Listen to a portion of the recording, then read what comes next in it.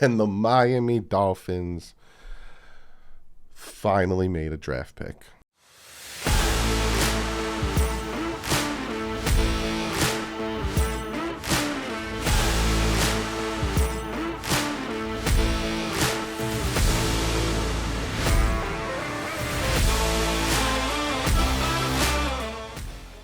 What is up, Finn fans? To everyone that hung out for 4.5 hours in the live stream, I appreciate you from the bottom of my heart. 4.5 hours we waited for the Miami Dolphins to finally make a pick at 102. Finally. Now, there was some ups and downs. I was hoping for Troy Anderson. He went to the Falcons, if I'm correct.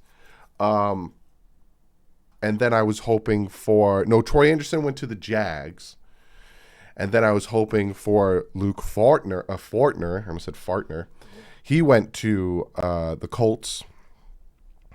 Or the Falcons. I'm messing it all up. It's 11:40. I've not eaten yet. I'm about to eat, but I wanted to make this video first so I can relax and give you guys my instant thought process on the Miami Dolphins selecting with the 102nd overall pick in the third round, Channing Tindall out of Georgia, linebacker. Now, Tindall isn't nearly as instinctive as his teammate Nakobe Dean, and Nakobe Dean fell. He fell all the way down to the Eagles. Some thought he was going to fall to the Dolphins at 102, but man, can this kid fly sideline to sideline. Blitz him constantly and never ask him to turn his back to the line of scrimmage. Tindall is going to produce.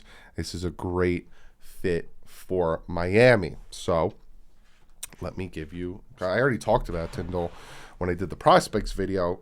Pros. This is his first Georgia. He's 6'2", 230 pounds. He ran a 4.47. He is fast. Very good sideline to sideline. Consistently finds the football. Like I said, he's a fast guy. He's going to be tracking, getting after the football. Good sideline to sideline speed. So not only are we building this offense with speed, now we're still consistently building the defense with speed. You have Jerome Baker, now you're adding Tindall.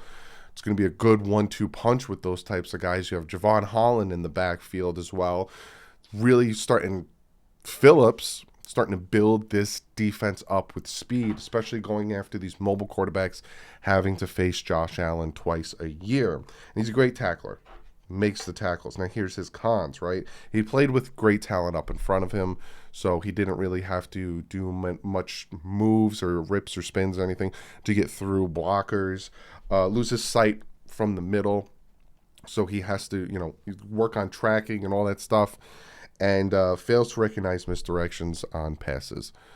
So he has to deal with that. Let's see what PFF has to say about him. Third round pick, wild play style, waffles between being borderline lost and running at full speed. Never a starter at Georgia, like I said. Slim frame, lower half for a linebacker, not much heft to stack up on the lineman. His busts, though, elite speed for a linebacker. Fantastic. Not going to beat him to the sideline. Love it. Comes in with bad intentions as a tackler. Love it. Violent blitzer. Takes on running backs with uncoachable ferocity.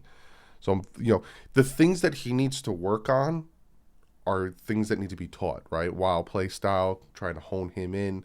Never was a starter at Georgia. Can work on that. He's a third round pick, essentially a fourth round, late third, early fourth round pick. Slim frame, have him work out there. So I do like the move. I told you guys in the live stream that I was looking at Leo Chanel, who then went the very next pick to the Kansas City Chiefs, which I thought was hilarious. I'm also looking at, and a lot of these guys that I am still kind of interested in, I think are still around. Yeah, they're still around. And the Dolphins are picking 125, which is 20th overall. So for you guys tomorrow, I'm not live streaming tomorrow. For you guys tomorrow, they're going to be watching the fourth round. Don't got to wait long. 20th pick. Don't got to wait long. Maybe they put those 2 sevenths together, move up in the fourth round, and take somebody they like. But looking at the best players that are still available, we had quarterbacks go off the board today. Sam Howell on PFF is their number one guy. Guys that I think the Dolphins should be looking at now. If the Dolphins took Matt Araiza, the punter, with this pick, the 20th in the 4th, essentially the 125th overall pick, I would not be upset. I think it would be funny. And then my thought process is they're probably going to go out and sign a vet in free agency after the draft. But as of a need, who I would target, Donovan West, center out of Arizona State. He's still available. I think he could be a very good addition there. You also have Zach Tom, tackle out of Wake Forest. You can plug him in at right tackle, really help that out.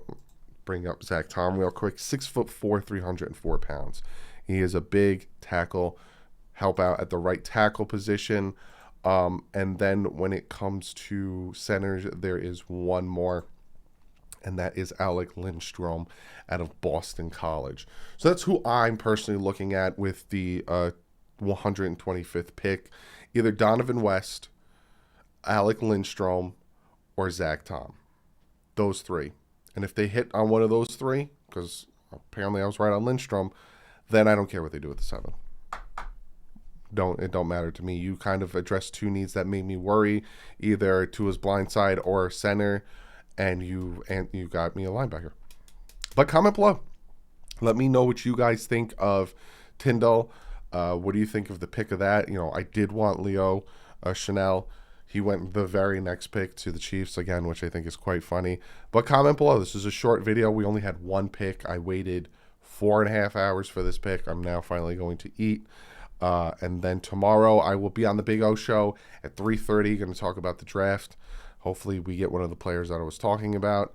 And then I think on Saturday night, either Saturday night or early Sunday, I'm going to give you guys a full thought process on the draft and a whole what we did, what we missed out on, all that stuff. So other than that, guys, like I said, comment below. Let me know who's available that you guys want with the 125th overall pick, 20th in the 4th round. And other than that, guys, I'm about to eat and drink a lot of water. But like usual, stay classy. My Fed's out.